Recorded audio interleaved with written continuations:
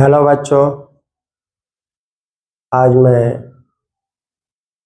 कक्षा 12 का इलेक्ट्रिसिटी शुरू करने जा रहा हूं,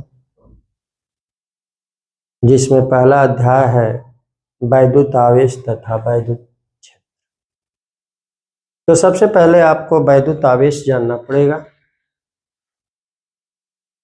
इसलिए कि वैद्युत आवेश से ही वैद्युत क्षेत्र पैदा होगा, वैद्युत विभव पैदा होगा, वैद्युत क्षेत्र से ही आवेश पर वैद्युत बल लगेगा। तो सबसे पहले वैद्युत आवेश को स्पष्ट रूप से जानना पड़ेगा कि किसी भी पदार्थ पर चार्ज कैसे आता है। आप जानते हैं कि प्रत्येक पदार्थ परमाणुओं से अणु बनते हैं, अणुओं से पदार्थ बनता है, और परमाणुओं में इलेक्ट्रॉन, प्रोटॉन, न्यूट्रॉन होता है। तो अगर परमाणु से हम इलेक्ट्रॉन निकालते हैं, पहले तो परमाणु उदासीन होता है, जितना इलेक्ट्रॉन उतना प्रोटॉन उदासीन है। तो अगर हम एक इलेक्ट्रॉन निकाल लेंगे तो प्रोटॉन की संख्या बढ़ जाएगी, यानी प्लस चार्ज हो जाएगा। उतना जितना इलेक्ट्रॉन हम रिमूव करेंगे उतना उस पर धन आवेश आएगा, और अगर इलेक्ट्रॉन हम उस पर डालते हैं उसमें तो उतना जो है ऋण चार्ज आएगा, सामान्य अवस्था। तो सबसे पहले हम वैद्युत आवेश की बात करेंगे। वैद्युत आवेश, वैद्युत आवेश, वैद्युत आवेश क्या है? ये पदार्थ का गुण होता है, पदार्थ का गुण होता है जो वैद्युत या चुंबकीय प्रभाव उत्पन्न करता है या उसे अनुभव करता है। वैद्युत आवेश, वैद्युत आवेश पदार्थ का वह गुण है, वह गुण है जो वैद्युत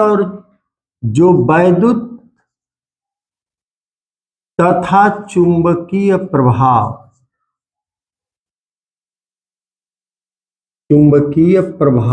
उत्पन्न करता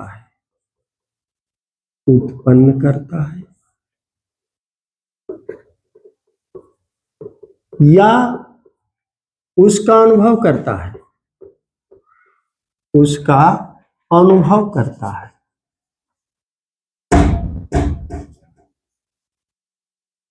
अगर ऐसा है तो उस पर मान लीजिए कि वैद्युत आवेश है। अब जैसे मान लीजिए अगर किसी वैद्युत क्षेत्र में किसी आवेश को गुजारें, उस पर फोर्स लगेगा, विक्षेपित होगा। चुंबकीय क्षेत्र में गुजारें, उस पर फोर्स लगेगा और विक्षेपित होगा। अगर उस पर वैद्युत आवेश नहीं है तो वैद्युत क्षेत्र और चुंबकीय क्षेत्र में गुजारे, कोई फोर्स नहीं लगेगा, सीधा निकल जाएगा। तो वही बात कर रहे हैं कि वैद्युत आवेश पदार्थ का वह गुण है, पदार्थ का वह गुण है जो वैद्युत तथा चुंबकीय प्रभाव उत्पन्न करता है या उसका अनुभव करता है, वैद्युत आवेश।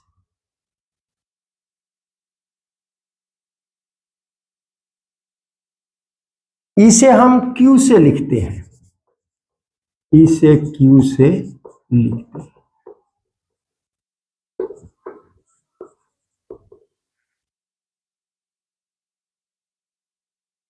इसकी प्रकृति दो है, धन आवेश और ऋण आवेश। अगर किसी भी वस्तु पर, पदार्थ पर धन आवेश है तो उसमें इलेक्ट्रॉन की कमी है, इसलिए कि इलेक्ट्रॉन की धन आवेश का उत्तरदायी है और ऋण आवेश का भी उत्तरदायी है। अगर पदार्थ से इलेक्ट्रॉन निकालते हैं तो उस पदार्थ पर धन आवेश आता है, अगर जिसमें डालते हैं उस पर ऋण आवेश आता है।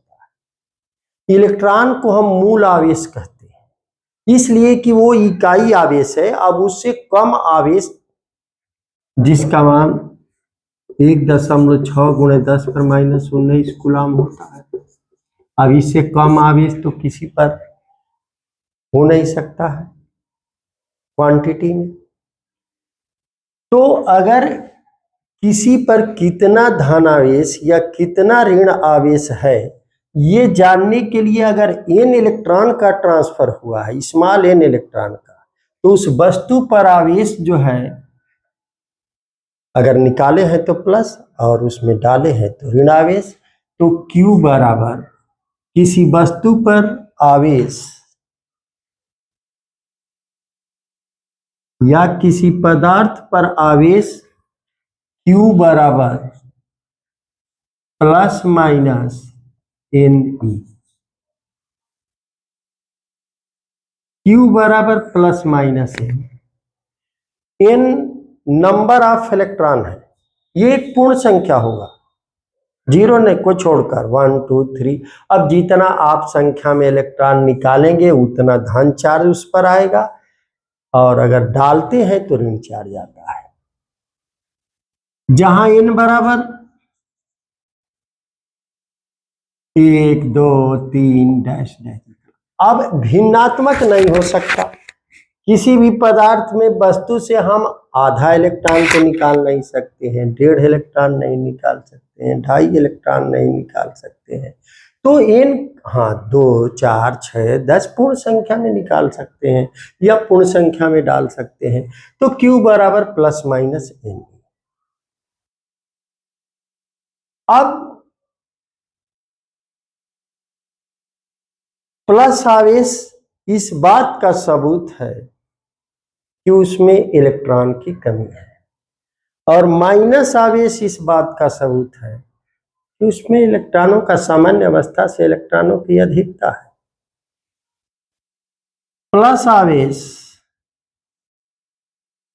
पॉजिटिव चार्ज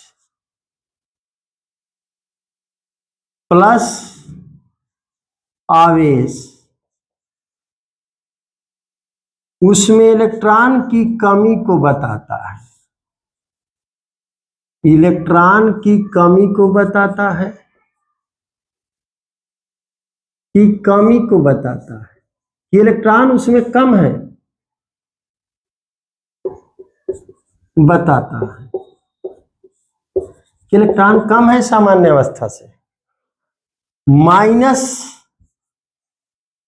आवेश उसमें इलेक्ट्रॉन की अधिकता को बताता है, इलेक्ट्रॉन की अधिकता को बताता है, अधिकता को बताता है।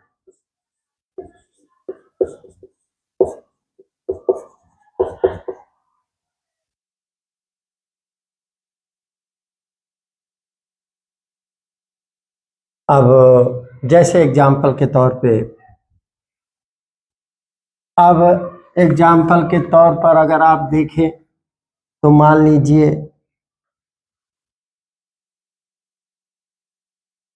कोई वस्तु ए पर, जैसे ए पर प्लस थी,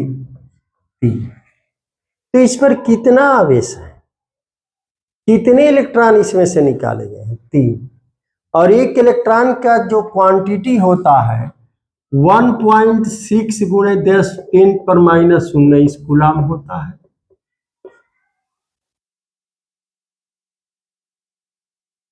ये कूलम होता है। तो अगर किसी वस्तु ए पर +3 धन चार्ज है तो कितना कूलम आवेश होगा? n बराबर कितना है पर आवेश कितना है? n बराबर 1 2 3, 3 इलेक्ट्रॉन निकाले गए हैं। धन आवेश का मतलब उसमें इलेक्ट्रॉन की कमी, इतने इलेक्ट्रॉन की कमी हो गई 3, और E का वैल्यू होता है जैसा कि 1.6 × 10⁻⁹ कूलम। तो Q इजिकल टू हो जाएगा प्लस NE, यानी प्लस 3 गुणे 1.6 × 10⁻⁹, यानी 4.8 गुणे 10⁻⁹ कूलम पॉजिटिव।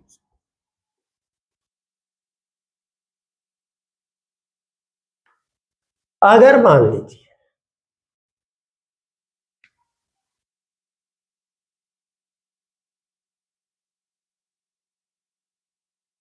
अगर ए पर -2 इतना कूलाम चार्ज है, तो इसमें इलेक्ट्रॉन सामान्य अवस्था से जितना सामान्य अवस्था में होता उदासीन है, उदासीन के बाद जो उसमें 2 इलेक्ट्रॉन डाल दिए गए, तो इलेक्ट्रॉनों की संख्या प्रोटॉनों की संख्या से बढ़ी, तो इस पर 2 रिंग चार्ज आ गया, डाला गया है, इलेक्ट्रॉन निकाला नहीं गया है, इलेक्ट्रॉन डाला गया है बाहर से। तो इस पर n बराबर कितना है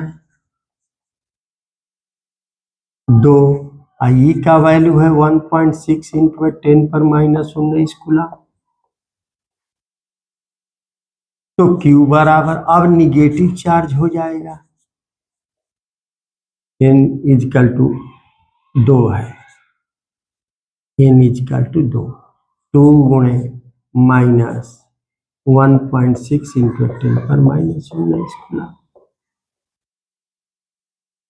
यानी -3.19 कूलम। ये है। अब देखिए, आवेश किसी वस्तु पर पैदा होता है, घर्षण से भी हो सकता है। 2 वस्तु रगड़ें, एक में से इलेक्ट्रॉन दूसरे में ट्रांसफर हो जाएगा, तो जिसमें से जाएगा उस पर धन चार्ज, जिसमें से निकलेगा उस पर धन चार्ज, जिसमें जाएगा उस पर ऋण चार्ज आ जाएगा, प्रेरण द्वारा हो जाएगा। अगर एक आवेशित वस्तु किसी दूसरी वस्तु उदासीन के सामने आए तो प्रेरण द्वारा, अगर धन वस्तु को ला रहे हैं किसी उदासीन वस्तु तो उसको प्रेरण द्वारा उस पर ऋण आवेश आ जाए, प्रेरण से भी हो सकता है। तापायनिक उत्सर्जन, वही बात है, अगर किसी वस्तु को गर्म करें तो उसमें से इलेक्ट्रॉन बाहर निकलेंगे, जैसे कि आपने सोलर प्लेट देखते हैं, सोलर प्लेट में प्रकाश की किरण पड़ती है, प्रकाश उत्सर्जन कहलाता है, इलेक्ट्रॉन निकलते हैं बाहर, जिससे करंट बहता है, आवेशों का प्रवाह होता है। तो आवेश उत्पन्न करने के बहुत सारे विधि हैं, घर्षण द्वारा, प्रेरण द्वारा, तापायनिक उत्सर्जन द्वारा, प्रकाश उत्सर्जन द्वारा। तो बहुत सारे विधियों से हम किसी भी वस्तु को चार्ज कर सकते हैं, आवेशित कर सकते हैं। इलेक्ट्रॉन निकलेगा, धन आवेश आएगा, इलेक्ट्रॉन की कमी होगी, और अगर ऋण आवेश है तो इलेक्ट्रॉन। अब देखिए, आवेश से ही पूरा इलेक्ट्रिसिटी जन्म लेता है। आवेश, जब कोई वस्तु पर आवेश होगा, आवेश किसी वस्तु पर होगा, अगर प्लस चार्ज है तो उसके चारों ओर इलेक्ट्रिक फील्ड पैदा हो जाएगा, चारों ओर इलेक्ट्रिक फील्ड पैदा हो जाएगा। अगर धन आवेश है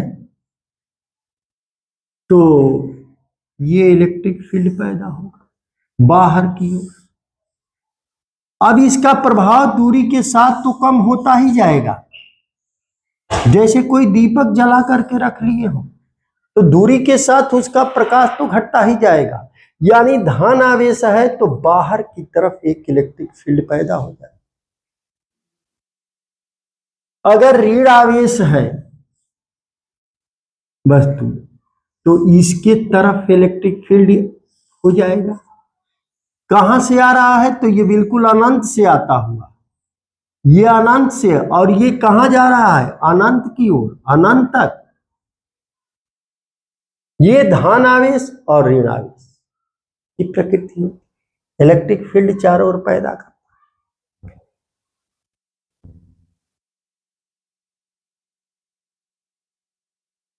इसी वजह से, इसलिए कि अगर कोई आवेश किसी इलेक्ट्रिक फील्ड में अगर रखा जाएगा तो उस पर फोर्स लगेगा, लेकिन खुद के इलेक्ट्रिक फील्ड में खुद पर कैसे फोर्स लगेगा?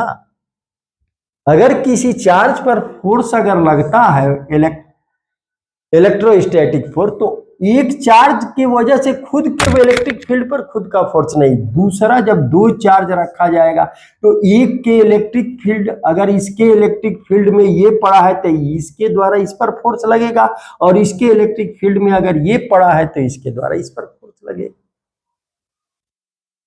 तो यहां पर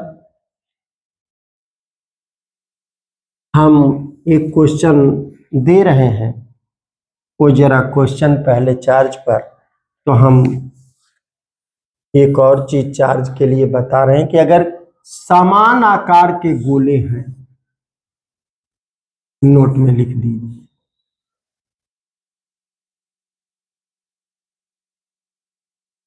पहला समान आकार के दो गोले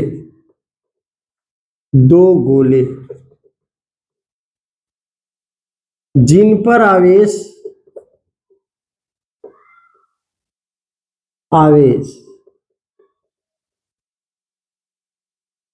क्रमशः +4 कूलाम तथा -10 कूलाम है,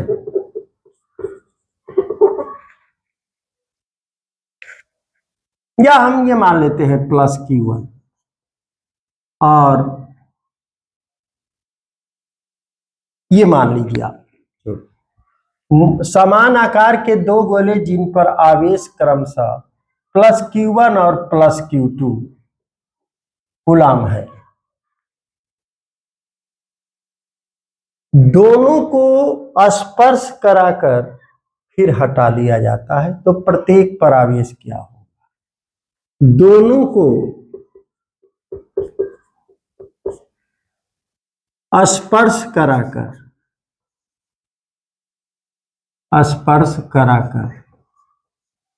हटा लिए जाते हैं,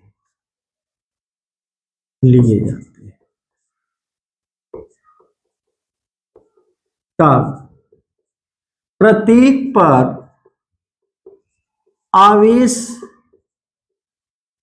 प्रत्येक पर आवेश समान होगा और समान प्रकृति का भी होगा। प्रत्येक पर आवेश Q1 + Q2/2 होगा, जो दोनों पर समान प्रकृति है, समान प्रकृति का है, यानी दोनों पर या तो धन होगा या तो दोनों पर और बिल्कुल समान प्रकृति का। जैसे एग्जाम्पल, अगर Q1 बराबर +4 कूलाम, Q2 बराबर -10 कूलाम, दोनों को स्पर्श कराकर फिर दोनों को स्पर्श करा दें फिर हटाएं, तो प्रत्येक पर आवेश कितना होगा? तब प्रत्येक पर आवेश बराबर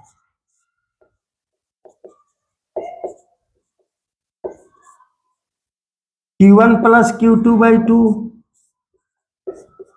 यानी 4 -10/2 = हो जाएगा -3 कूलाम। प्रत्येक पर ऋण आवेश आएगा, दोनों गोलों पर -3 कूलाम आवेश होगा।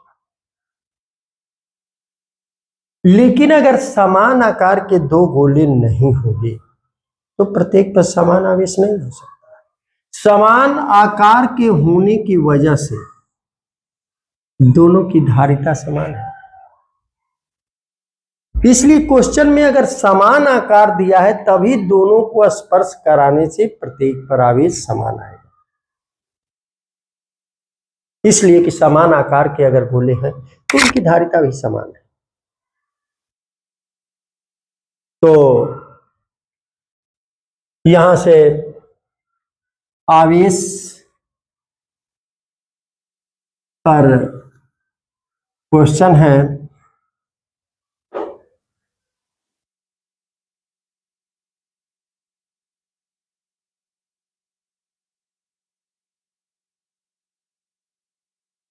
क्वेश्चन फर्स्ट है,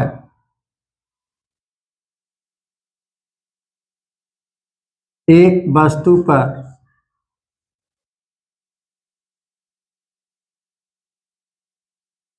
प्लस 6.4 गुणे 10⁻⁻19 कूलाम आवेश है। इस पर कितने इलेक्ट्रॉन की कमी या अधिकता है? इस पर कितने इलेक्ट्रॉन की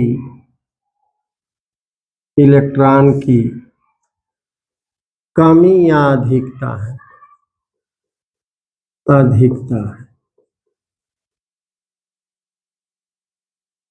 तो यह स्पष्ट हो जाता है कि प्लस चार्ज है तो इलेक्ट्रॉन की कमी है।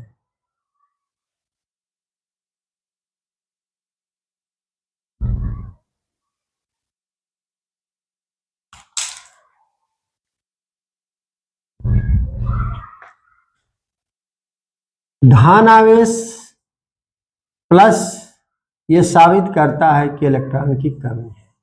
तो Q इजिकल टू है 6.4 इंटू 10⁻⁻19 कूलाम। E का वैल्यू है 1.6 into 10⁻⁻19 coulomb. In small n बताना है इलेक्ट्रॉन की संख्या। तो Q इजिकल टू Ne, तो N equal to Q by E। तो Q 6.4 गुणे 10⁻⁻19 बाई 1.6 इंटू 10⁻⁻19, तो ये 4 इलेक्ट्रॉन। अब प्लस है तो 4 इलेक्ट्रॉन की कमी है, 4 इलेक्ट्रॉन की कमी। अगर वो माइनस रहता तो 4 इलेक्ट्रॉन, अगर ये माइनस लिखा गया होता तो 4 इलेक्ट्रॉन की अधिकता होती, और यहाँ 4 इलेक्ट्रॉन की प्लस। तो ये वैद्युत आवेश रहा। अब जो है हम वैद्युत बल की बात करेंगे।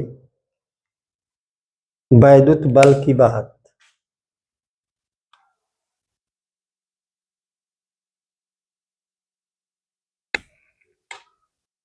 तो जल्दी से खत्म हो जाएगा ऐसा।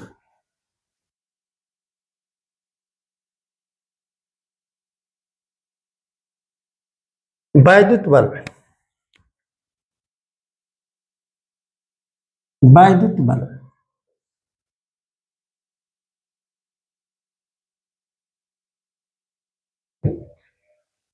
देखिए, वैद्युत बल जो है जब दो आवेशों के बीच लगता है। बात यह है कि जब दो आवेश एक दूसरे से कुछ दूरी पर रखे जाएंगे तो एक आवेश दूसरे आवेश पर फोर्स लगाएगा। क्यों लगाएगा? इसलिए कि एक आवेश के इलेक्ट्रिक फील्ड में वो पड़ा है और उसके इलेक्ट्रिक फील्ड में ये पड़ा है। तो इलेक्ट्रिक फील्ड में अगर कोई भी चार्ज अगर होगा तो उस पर इलेक्ट्रिक फोर्स लगेगा। प्लस आवेश पर वैद्युत बल इलेक्ट्रिक फील्ड के डायरेक्शन में लगता है। अगर वो निगेटिव चार्ज है तो इलेक्ट्रिक फील्ड के अगेंस्ट लगता है, विपरीत लगता है। तो अगर दो आवेश है तो कूलाम ने इस वैद्युत बल की गणना के लिए अपना नियम दिया है, जिसे हम कूलाम के नियम के नाम से जानते हैं। पहले बात समझिए, एक चार्ज है Q1 है और दूसरा चार्ज है Q2। अगर एक दूसरे से कुछ दूरी पर रखे गए हैं, सेंटर टू सेंटर हमेशा डिस्टेंस ली जाए।